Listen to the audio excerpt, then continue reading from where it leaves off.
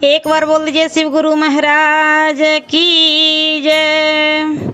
आइए अनंत भक्ति चैनल में आप सभी भक्तजनों का एक बार फिर से स्वागत है। आज मैं आप लोगों को द्वितीय स्कंध का 5वां अध्याय सुनाती हूँ, जिसमें इस संसार के रचयिता, पालक एवं संहार का वर्णन तथा संसार की स्थिति, लय, गुण, स्वरूप आदि का निरूपण है। सुखदेव जी बोले, हे राजा परीक्षित, इस समय जैसा प्रश्न आपने पूछा है, ऐसे ही एक समय नारद जी ने भी ब्रह्मा जी से पूछा था। अब उसी नारद जी के ही शब्दों में यथार्थ मैं तुम्हें को सुनाता हूँ।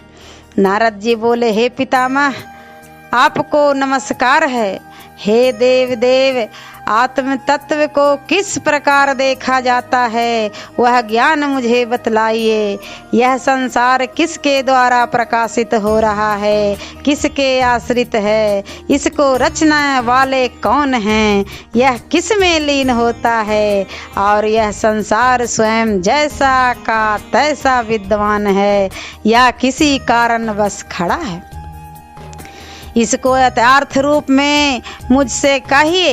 हे पूर्वज, आप भूत, भविष्य, वर्तमान के जानने वाले हैं। जहाँ तक मैं समझता हूँ, आप ही ने अपने विशेष ज्ञान से इस संसार का निश्चय किया, परंतु इसका ज्ञान आपको कैसे हुआ?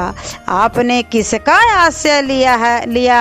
आपका क्या स्वरूप है? और आपने अकेले ही अपनी माया से इन पृथ्वी आदि महाभूतों को किस प्रकार रचना की है, वह सब मुझे बतलाएं।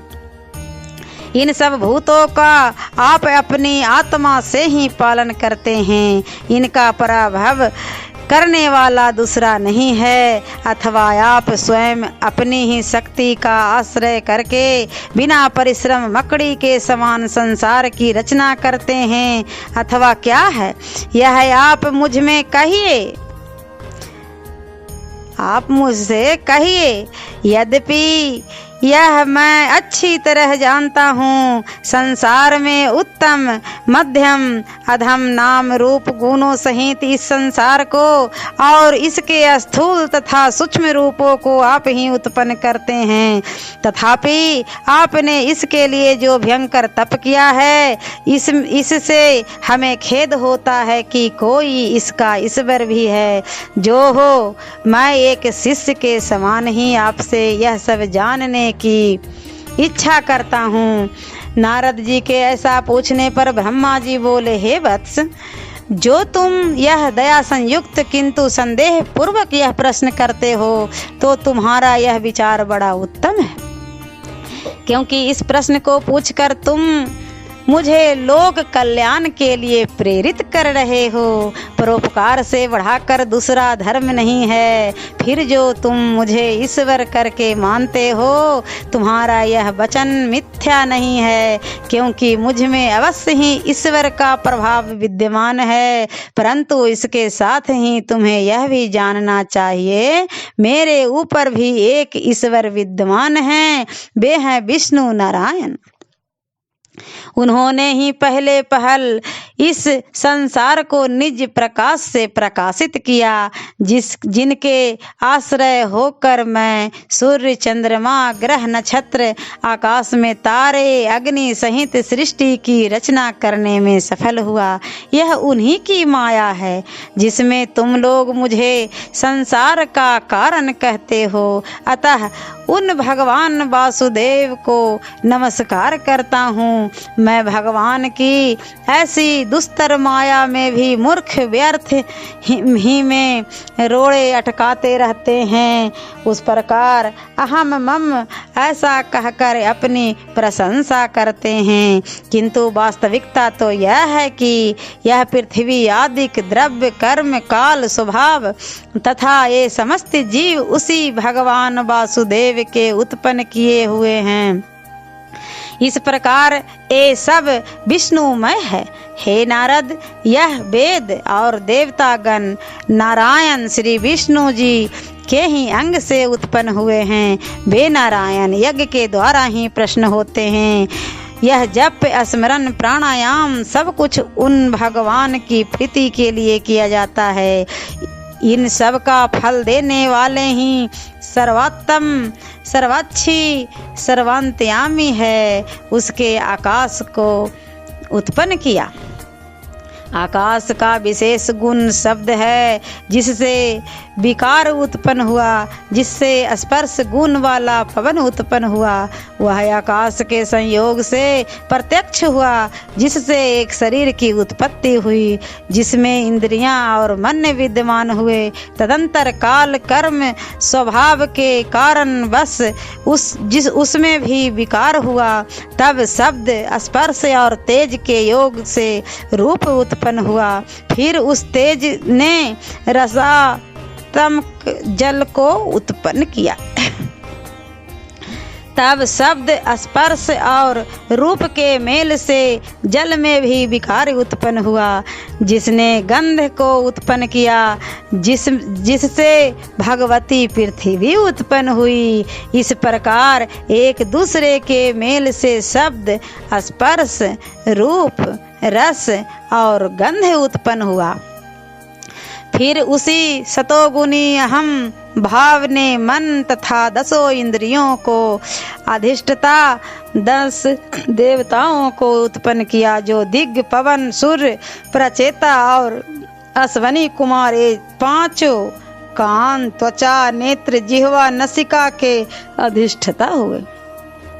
फिर अग्नि, इंद्र, उपेंद्र, मित्र, प्रजापति, ये 5 वाणी, हस्त, पांव, गुदा, उपन्द्रियों के अधिष्ठता हुए। इसी प्रकार जब तेज में विकारता आई, तो उससे श्रवण, त्वचा, प्राण, दृष्टि, जिह्वा, वाणी, भुजा, लिंग, चरण और गुदा, ये 10 इंद्रियां और ज्ञान शक्ति वाली बुद्धि तथा क्रिया शक्ति वाला प्राण उत्पन्न हुआ। परंतु ये अब स्वयं अपनी शक्ति से कुछ न कर सके, अर्थात जब चाहते हुए भी ये अपने लिए शरीर की रचना न कर सके, तब विवश हो विष्णु भगवान की शरण में गए। तब विष्णु जी ने इन सब को मिलाकर अपनी शक्ति ब्रह्मांड नामक शरीर की रचना की। फिर उस आकृति को लिए हुए शेष साई भगवान 1000 वर्ष तक जल में पड़े रहे। फिर काल, क्रम तथा स्वभाव में स्थिति परमात्मा ने उस शरीर को चैतन्य किया, जिस एक ही अंड में हजारों चरण, भुजा, नेत्र, मुख, मस्तक विद्यमान थे। भगवान उस अंड को तोड़कर बाहर निकाला। तब उसके कटी के नीचे के अंश से नीचे के 7 लोक बने। ब्राह्मण उस पुरुष के मुख हैं, क्षत्रिय भुजाएं हैं, वैश्य उनकी जंघाएं हैं तथा उनके पैर से शूद्र उत्पन्न हुए। फिर उसके अर्थात वही विष्णु भगवान के चरणों से पृथ्वी लोक, नाभि से भूवलोक, हृदय से स्वर्गलोक और वक्ष स्थल से महर्गलोक उत्पन्न हुआ। पश्चात उनकी ग्रीवा से जनलोक, स्तनों से तपोलोक और मस्तक से सत्यलोक की उत्पत्ति हुई, जिसके कटी से अंतल और जंघों से बीतल लोक बन गया। फिर भगवान ने अपने जानुओं और एक शुद्ध सुतल लोक और जंघाओं से तलातल लोक की रचना की। इसी प्रकार घुटनों से महातल, पैरों से रसातल, पैरों के नीचे से पताल लोक बना। ओम नमो भगवते वासुदेवाय नमः। और इसका द्वितीय स्कंद का 6ठा अध्याय अगले वीडियो में मैं सुनाती हूँ।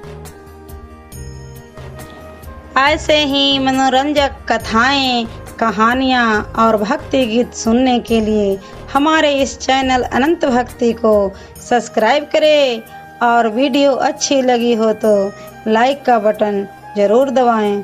धन्यवाद।